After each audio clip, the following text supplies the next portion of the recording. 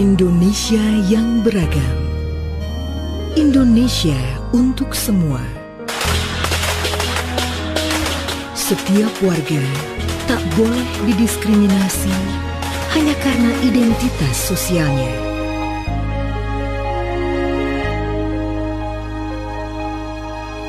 Namun, kekerasan demi kekerasan terus terjadi.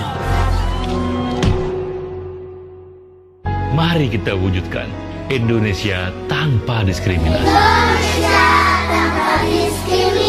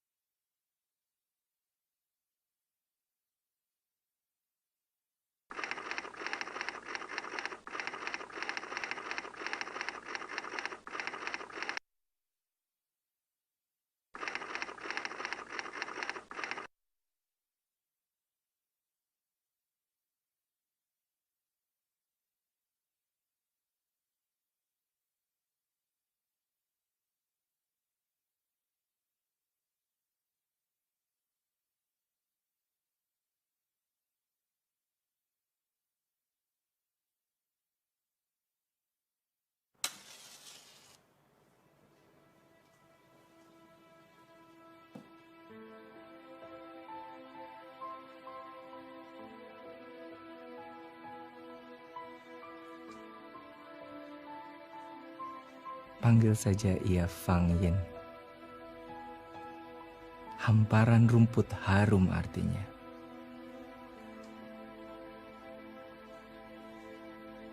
Nama sebenarnya dirahasiakan sampai semuanya berlalu.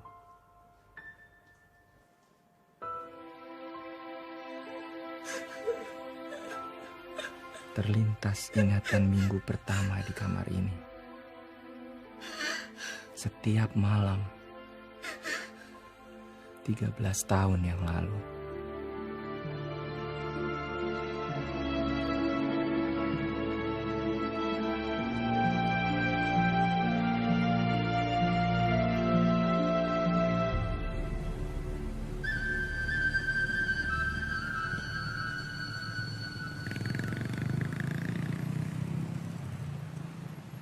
Apa arti Indonesia untuk seorang muda keturunan Tionghoa yang seharusnya mempunyai masa depan cerah di negeri ini? Nah, kakak pengen adik-adik semua kayak siput itu. Bukan karena siput jalannya lambat loh, tapi karena siput itu pantang menyerah. Biarpun dia udah ketinggalan sama teman-temannya, dia tetap terus berjuang.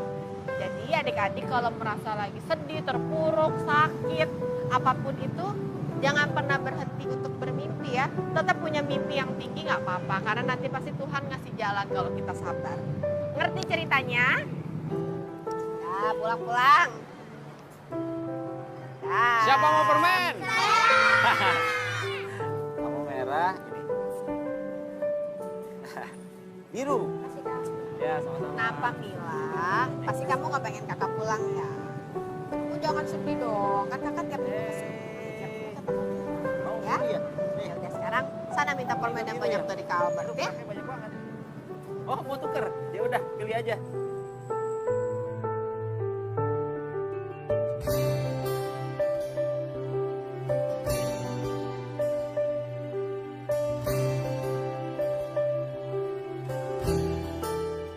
Bet, aku tuh punya mimpi. Aku tuh pengen banget punya. Makasih. Ya, sama-sama. Aku tuh pengen banget punya yayasan buat nampung anak-anak jalanan kayak tadi gitu tuh. Kenapa cuma mimpi? Ayo kita jalanin, ntar kita cari caranya deh. Kita bisa gini nih, kita cari tempat kayak gudang atau ruko yang nggak laku gitu. Terus kita bilang sama pemiliknya kalau kita pengen bikin kegiatan amal di situ. Kita kan nggak nyari untung, pasti lebih murah deh harga sewanya. Terus kita ajak teman-teman untuk jadi volunteer buat ngajar. Jadi anak-anak itu bisa baca tulis. Mungkin sama kerajinan tangan barangkali. Dan kalau ada yang mau volunteer masak boleh. Jadi mereka bisa makan makanan enak dan sehat. Aku yakin deh, Papa pasti mau bantu banget soal dana. Oke, ntar aku juga coba cari deh. Yes. Dan mereka di sana juga bisa main. Sambil belajar. Perfect. It's scary how you can always read my mind.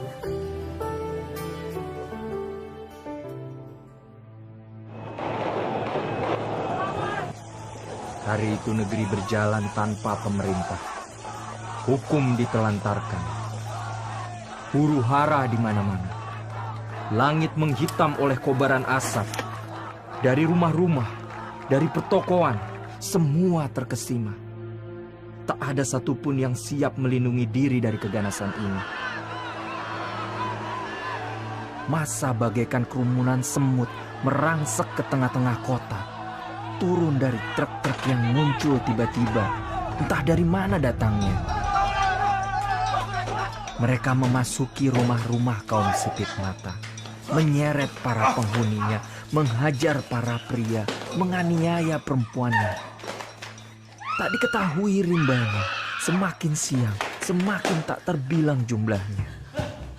Teriakan bergema, semakin liar, menyisir pemukiman Tionghoa.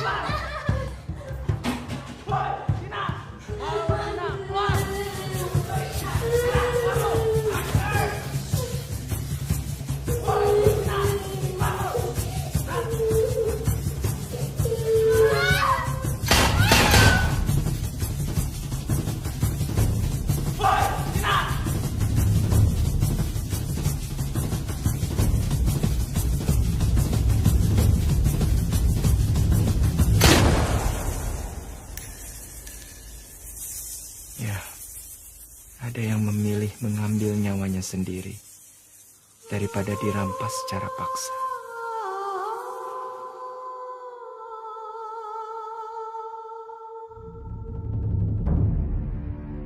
Jakarta lautan api. Di mana pula aparat keamanan? Tak tampak sama sekali. Kerusuhan merajalela, bagaikan api. Bagaikan ular. Halo? Panggil, kunci semua pintu, tutup semua jendela, matikan lampu. Jangan sampai rumah kita mengundang. Tutup semua gorden. Papa di toko masih nggak bisa pulang. Depan toko rame. Iya, Pak. Mbak. Tutup semua jendela, tutup pintu. Kunci semuanya, Mbak.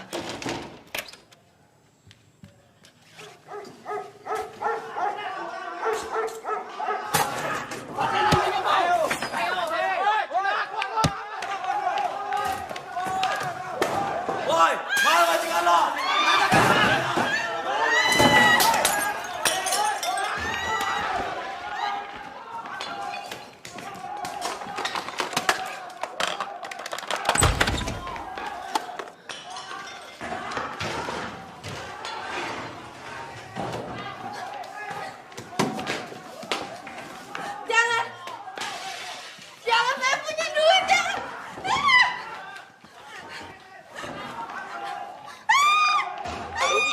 Halo, panggil.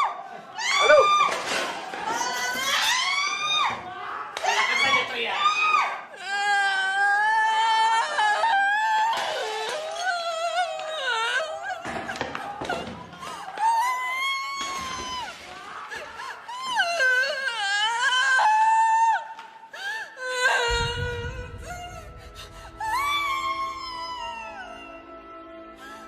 Terengut sudah kehormatannya.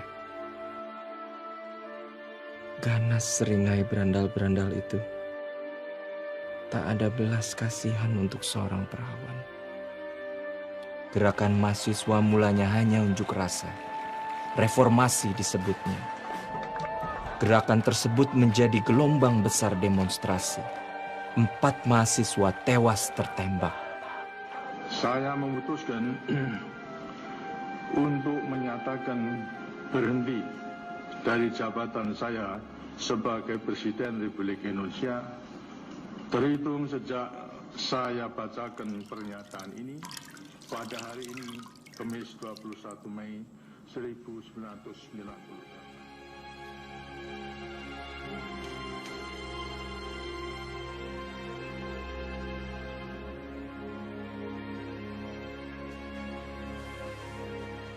Waktu itu usianya 22 tahun.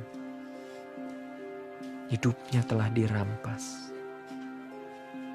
ia tak lagi bisa merasakan sejuknya angin, sebab kebahagiaannya tinggal ampas.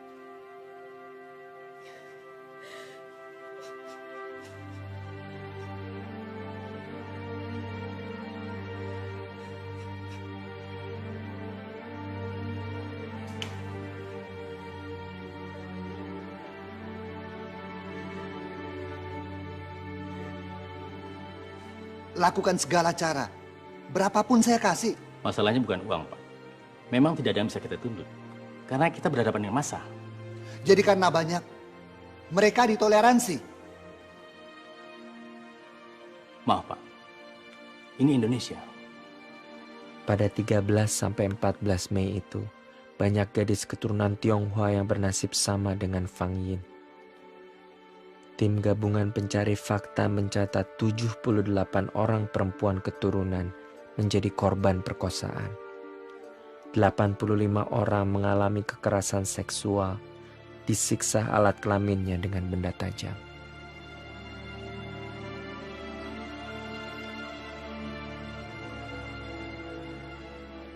Di masa kerusuhan seperti ini, aparat kepolisian tidak bisa mencegah apa yang akan terjadi, Pak. Saya tidak sedang membicarakan pencegahan.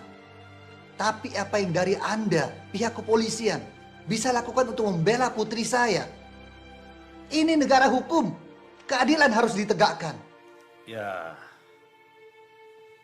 kesaksian dari putri Anda akan membantu. Kesaksian untuk apa? Untuk memastikan wajah pelaku, jam berapa kejadian, dan detil-detil lainnya. Pokoknya setelah putri Anda pulih dan bisa diajak bicara, kami baru bisa bekerja. Bagaimana, Pak?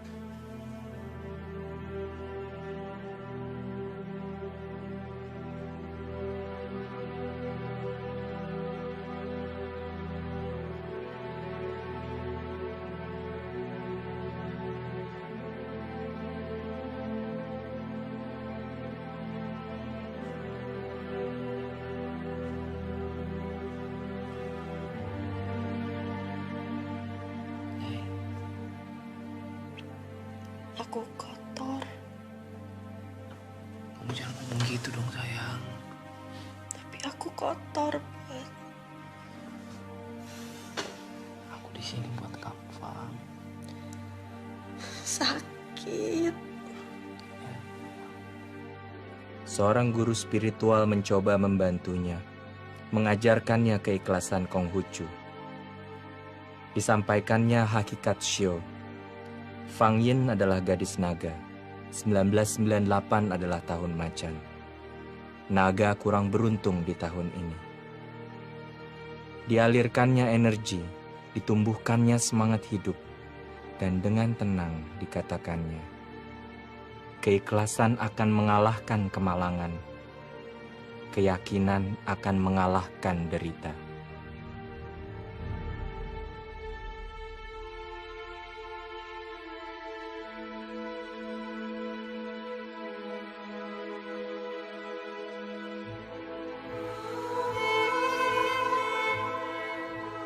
Warga Tionghoa yang mulai tenang kembali khawatir kalau huru-hara akan kembali datang. 50, Pak ya? Ya. Mereka jual barang-barang mereka, banting harga, bersiap-siap hengkang ke mancanegara.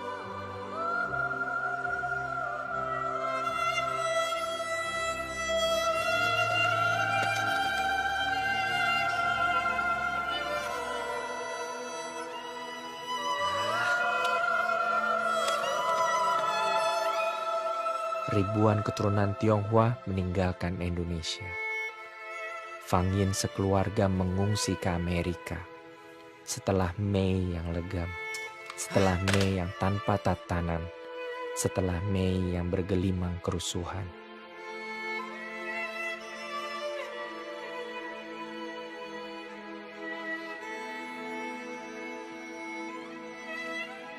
Tercatat sekitar 70.000 warga keturunan etnis Cina meninggalkan Indonesia pasca kerusuhan Mei 1998 itu. Tak hanya etnis Tionghoa yang menjadi korban huru-hara 98, tapi memang korban etnis Tionghoa yang paling mencolok.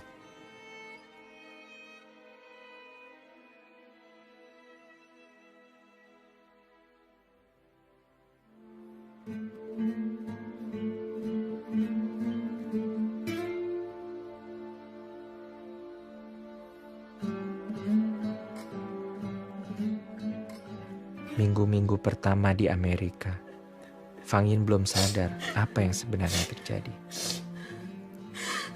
Raga dan jiwanya lemah, perlu pemulihan dari dahsyatnya trauma.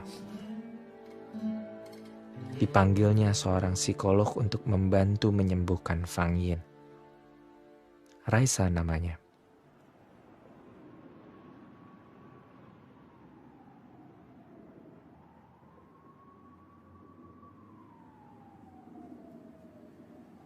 Langitnya bagus ya? Jarang loh warnanya bisa semerah ini. Kamu lebih suka gunung atau pantai?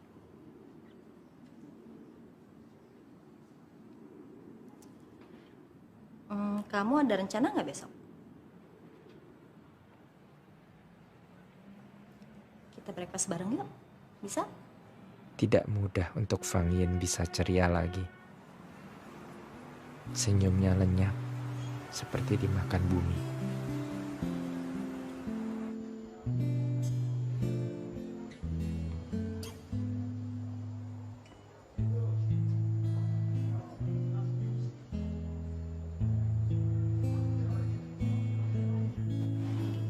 Ayo.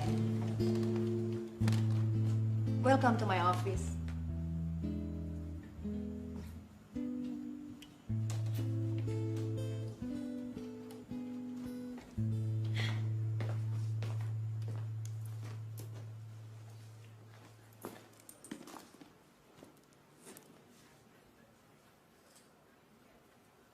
Kerjaan kamu kayak gimana biasanya di sini? Kerjaan aku sebagai psikolog. Aku menjadi pendengar yang baik. Papa mama cerita apa soal aku? Mereka bilang kalau kamu itu anak yang ceria, banyak juga yang sayang sama kamu. Dan yang pasti, kamu adalah orang yang gak gampang putus asa. Apa betul? Albert, apa kabar kamu? Aku sendirian di sini. Dulu, katanya kamu mau nemenin aku. Terutama di waktu aku susah. Aku pengen dengar suara kamu. Aku gelisah. Aku butuh kamu, Bert. Aku butuh kamu. Tak ia ketahui di mana kini pemuda itu berada. Ia sering menghubunginya lewat telepon. Nanti kita ketemu di tempat biasa ya? Oke.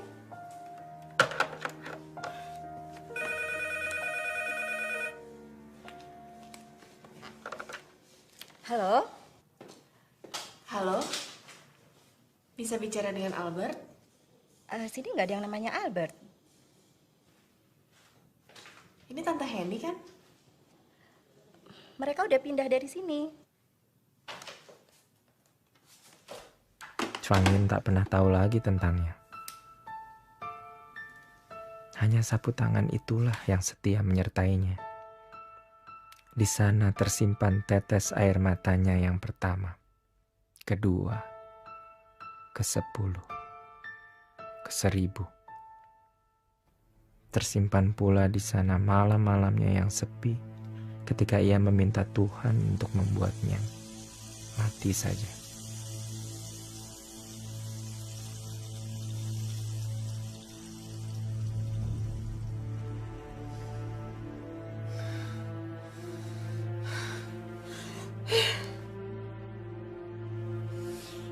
Pergi.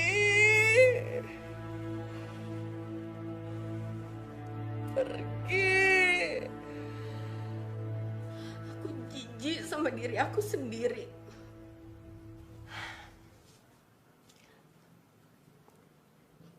Kapan kamu teringat dengan kejadian itu?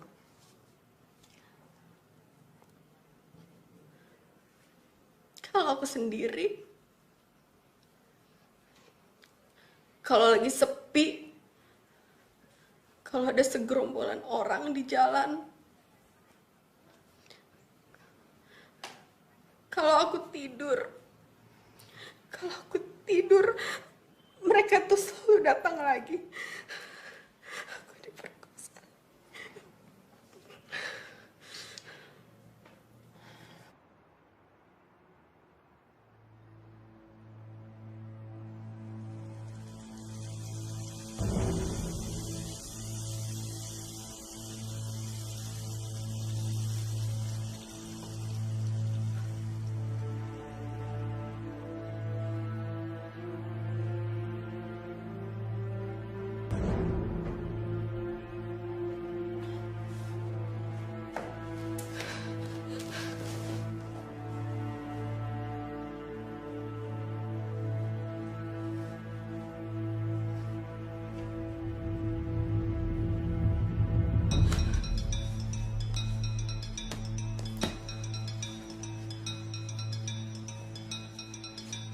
Mau kemana kamu? Pergi. Halo cantik. Pergi. Jangan sentuh aku, pergi. Pergi. Pergi. Aku bunuh kalian. Hah?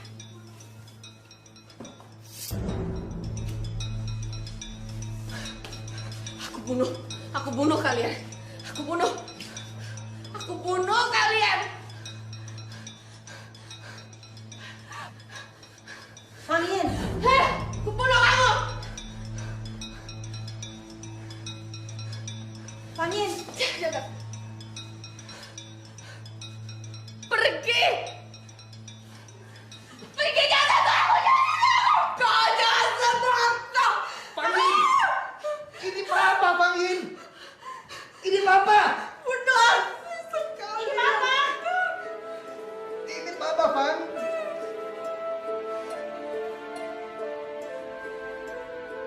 Trauma masih menghantui dirinya. Ia beberapa kali mencoba bunuh diri. Tapi karena Raisa menemaninya setiap hari, jiwa anak keluarga kaya itu pun beranjak sembuh kembali.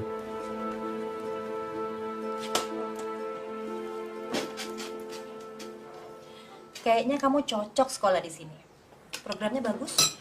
Excuse me. Yes. What you want to order, please? Can I have one black coffee, please? One black coffee. Yeah. With a cream? No, only No black cream. coffee. Okay. Excuse me. Thank you. Emang aku nggak ketuaan buat sekolah lagi? Apa? Ketuaan? Fang. Di sini itu orang umur 30, 40, bahkan 50 tahun juga masih sekolah. Nggak apa-apa kok. Tadi makan. Excuse me. Yeah. Black coffee, please. Oh ya, thank you. Thank you. And I can have? Oh, thank you. Go. Oh ya, Fang. Aku tahun depan habis pemilu rencananya mau pulang. Mau bareng? Enggak. Itu bukan rumah aku kok. KTP ku emang Indonesia, tapi aku orang Cina. Kamu memang keturunan Chinese. Tapi kamu tetap Indonesia, kan? Kamu nggak denger orang-orang itu ngomong apa? Bunuh Cina, bakar Cina, abisin Cina. Aku tuh sipit.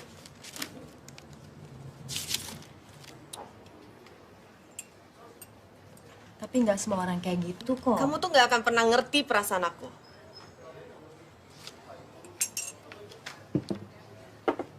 Dulu, kalau kamu ditanya sama orang, dari mana kamu berasal? Kamu jawab apa? Indonesia. Kamu nggak pernah bilang kalau kamu dari Cina, kan? Sih, kamu hanya pahit akan masa lalu kamu, Fang. Hanya?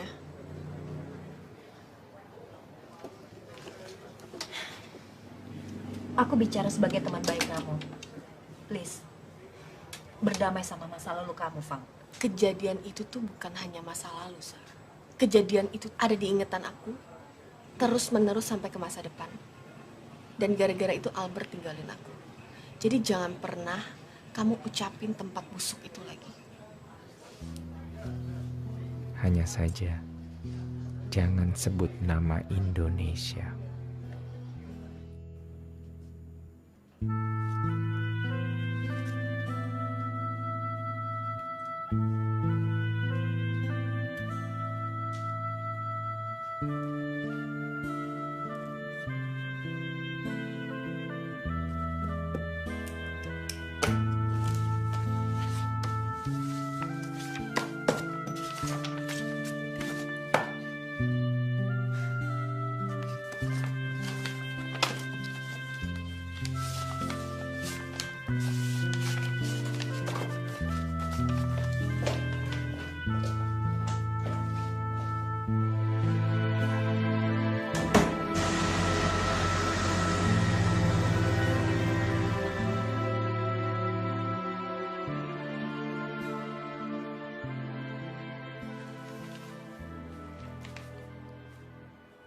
Fang Yin.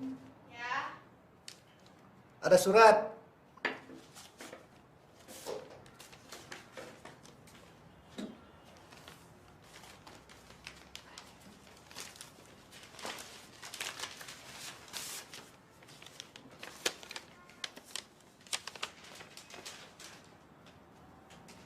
We would like to congratulate you on your acceptance to Auris College of Art and Design. Aku diterima. Wah, hari ini sepertinya ada yang ulang tahun ya. Iya nih kayaknya ya. Hidangannya istimewa. Tapi kalau menurut aku nih Om, Tante, makan kayak gini tiap minggu juga nggak apa-apa loh, ya kan? Oh iya, kamu udah apply ke berapa sekolah? Cuman 1 sih, tapi keterima. Oh, pantesan ada yang pesta besar hari ini ya.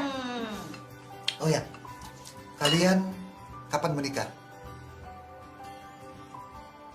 Iya. Kok malah ketawa? 3 bulan lagi Om. Soalnya Raisya agak matre. Dia minta aku beliin diamond yang agak besar, jadi nabungnya lama deh Om. Wah, itu bohong, itu bohong. Itu karena gaji dia itu terlalu kecil, jadi nabungnya lama. Tahu jahil banget. Beda itu ceritanya, Mah. Ia memang sudah memulai hidup baru. Namun kenangan akan Albertko masih membekas di benaknya.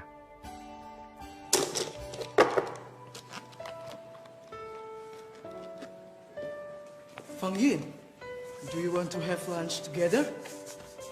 I'm busy. Oh, I know this new place. And I'm sure you like it.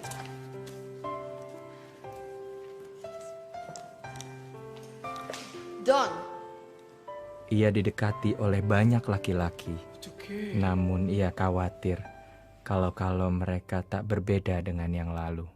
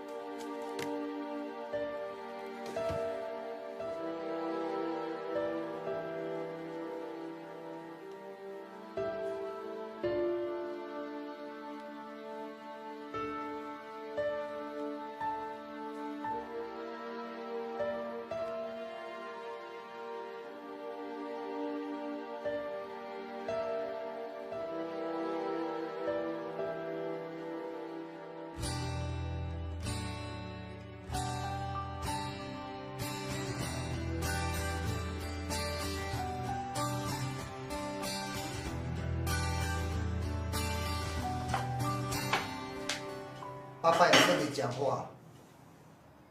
坐。Sudah lama kehidupan kita seperti ini. 13 tahun, Papa dan Mama kerja kasar. Itu pun hanya untuk survive. Om dan tantemu di Jakarta sudah bisa beli properti, tanah dan apartemen. Si Bella, anak Om, juga sudah bisa cicil rumah sendiri. Om Tony nawarin Papa untuk buka cabang tokonya di Jakarta Barat. Ini kesempatan bagus. Papa dan Mama sudah pertimbangkan ini baik-baik. Kita pulang. Aku nggak ikut. 现在你都35岁了，应该结婚了。Papa juga pikir sebaiknya kamu pulang, cari cowok di sana, dan mulailah berumah tangga. Kalau cuman kawin yang Papa pikirin, aku juga bisa di sini. Bukan begitu, Fang. Di Indonesia peluang lebih banyak. Kamu bisa berusaha, punya perusahaan sendiri, dan kamu bisa punya rumah yatim piatu yang selama ini kamu idamkan. Tapi hukumnya tuh bobrok. Pengen. Kamu orang Indonesia, Fang. Kamu lahir dan besar di sana. Aku diperkosa juga nggak ada yang peduli. Kalau aku mati paling juga nggak ada yang nguburin. Fang Yin, maafkan mereka. Siapa yang harus dimaafin, Mah? Polisi? Hakim? Anjing-anjing itu? Atau presidennya? Enggak. Aku nggak bakal nginjekin kaki aku di Indonesia lagi. This is my home now. America is temporary place only. Kamu lahir di Indonesia, sebaiknya mati juga di sana. Tai kucing Indonesia. Feng Yin. Apa arti Indonesia bagi Fang Yin? Lahir di sana tak ia minta. Ketika trauma masih menganga, Indonesia hanya kubangan luka.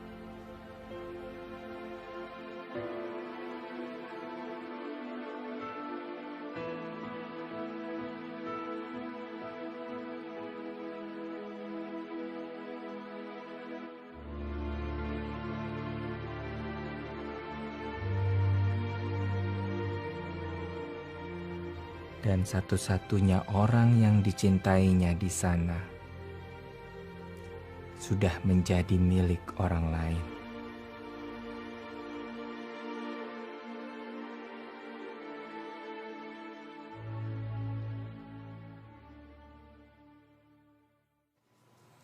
Come in. Sir, Miss Fang Yin is here. Oh, let her in. Thank you, Tanya. Thank you. Hi. Please, have a seat. How are you today? I'm fine. You? Great. Thank you for asking. So, what can I do for you? I want to be an American. What are you now? Indonesian. Oh, orang Indonesia. Udah berapa lama di sini? 13 tahun. Lama ya? To the point aja ya. Oke. Saya ingin dilindungi oleh hukum Amerika Serikat. Selama saya menjadi warga negara Indonesia, saya merasa terancam. Lebih tepatnya begini. Saya pernah diperkosa dan tidak pernah ada tindakan hukum yang memberikan keadilan buat saya. Saya ingin menjadi warga negara Amerika Serikat. Tekad gadis itu sudah bulat. Ia tidak ingin melihat Indonesia lagi.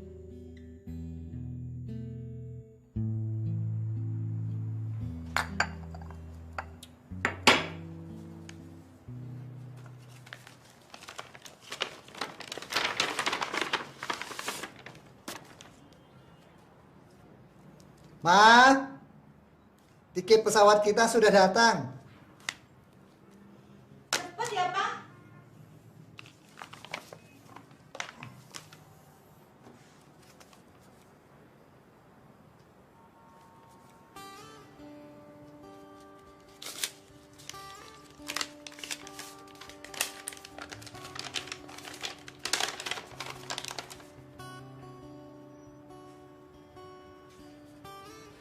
Fang Yin, Papa sadar kamu adalah manusia utuh yang berpengetahuan, yang bebas memilih jalan terbaik untuk masa depanmu. Kamu sudah dewasa, berbudaya bebas dan modern tidak ada salahnya. Tapi ingat, kamu anak Indonesia sejati. Jangan lupakan dari mana kamu berasal. Papa mendapatkan rejeki dari Indonesia. Sudah waktunya kita kembali ke sana. Ini ada tiket pulang jika kamu berubah pikiran.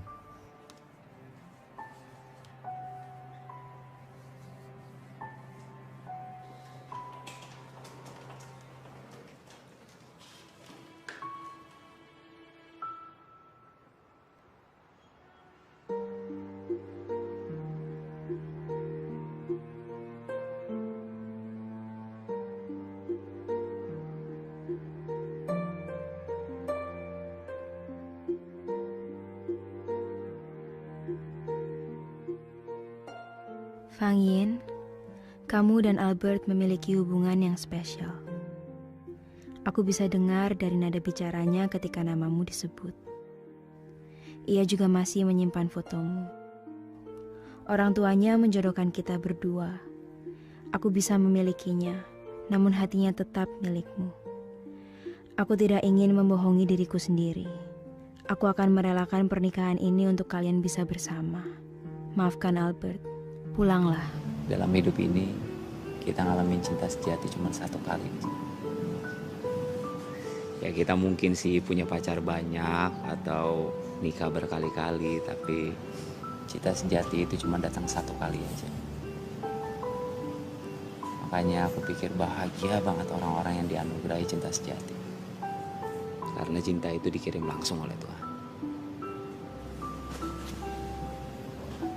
Kamu cinta sejati aku, Fang. Aku yakin banget aku gak akan pernah ngerasain cinta seperti ini lagi seumur hidup aku.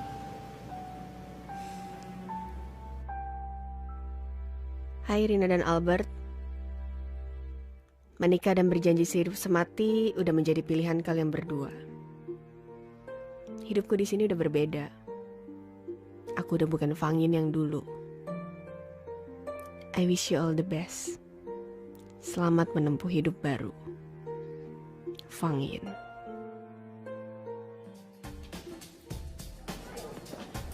Halo. Hey. Winter-winter malah iteman loh. Masa? Seksi kan? Soalnya aku habis liburan. Ramen Coke please. Liburan kemana lo? Wakatobi diving. Wakatobi itu Hawaii ya? Wakatobi itu di Sulawesi Tenggara, Indonesia.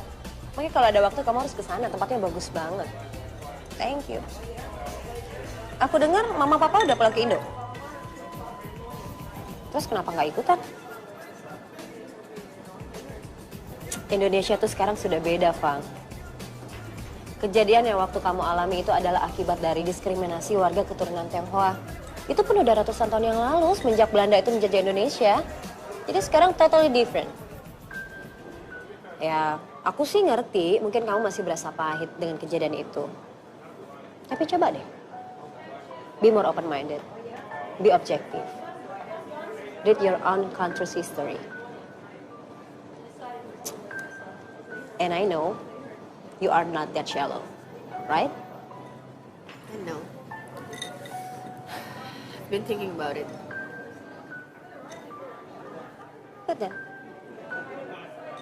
Cheers.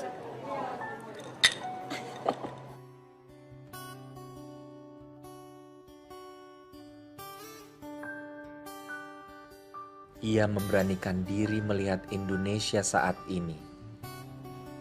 Negara yang sudah stabil kembali.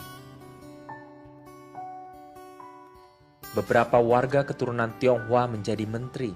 Imlek sebagai tradisi diberi hak untuk hidup seperti dulu lagi. Koran berbahasa Cina sudah boleh beredar. Program berbahasa Cina ditayangkan di televisi. Barongsai bebas melenggak-lenggok.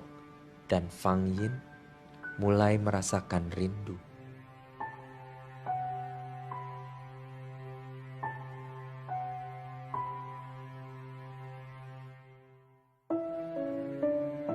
Dulu, banyak orang-orang Cina khusus didatangkan untuk melatih seniman kerajaan Majapahit membuat kerajinan. Buyut datang ke Pulau Jawa untuk mengajari membuat perahu. Buyut udah bisa bahasa Jawa, pakaiannya aja tradisional. Kalau yang perempuan, pakai kebaya. Kalau yang ini foto siapa, Kong? Bung Karno, presiden kita yang pertama. Dulu, waktu Bung Hatta dan Bung Karno berjuang untuk kemerdekaan, buyutmu yang keturunan merapat. Nah, gedung yang buyutmu punya dipinjamkan untuk perjuangan. Disitulah Sumpah Pemuda diikrarkan. Kamu walau keturunan Tionghoa, tapi Indonesia asli. Ini tanah air kita. Tanah air itu apa? Negara Indonesia kan kepulauan. Apa gerangan arti Indonesia bagi Fang Yin dan keluarganya? Mereka harus hengkang demi keselamatan jiwa, bukan karena tidak cinta Indonesia, tapi keadaanlah yang memaksa. Kemarahan Fang Yin pun mulai reda. Terkenang kampung halaman, masa remaja di Jakarta, mimpi-mimpinya yang telah lama terkubur Ia ingin hidup berguna bagi sesama, punya pengaruh, bukan hanya mengembuskan nafas.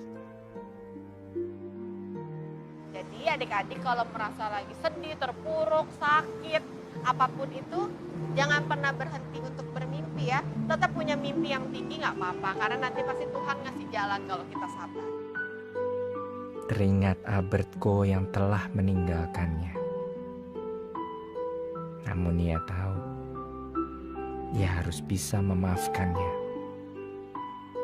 Ia harus berubah.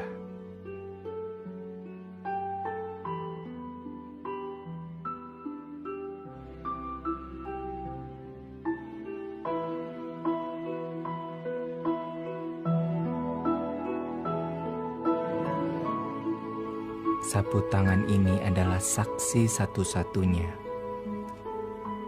Sisa trauma masa lalu. Air mata yang membasahinya dulu menjadi selembar kenangan usang ini. Ini adalah Albertko yang harus ia lupakan. Ini adalah kemarahannya pada Indonesia. Ini adalah kesakitannya akan masa silam. Ini dirinya yang lama, terbakar. Bagai ritus penyucian diri, Fangin merasa lahir kembali. Selama masih ada waktu, izinkan aku tuh mencintaimu. Tuhan, beri aku keberanian untuk pulang ke tanah yang melahirkanku dan tanah yang akan menguburku. Indonesia masuk kembali ke dalam kalbunya. Seperti nyiur yang melambai-lambai menghimbaunya untuk segera pulang. Kini ia melihat Indonesia dengan mata berbeda. Negeri ini menjadi cermin dirinya untuk terus berubah. Ia ingin Indonesia seperti dirinya, menang melawan masa lalu. Indonesia baru.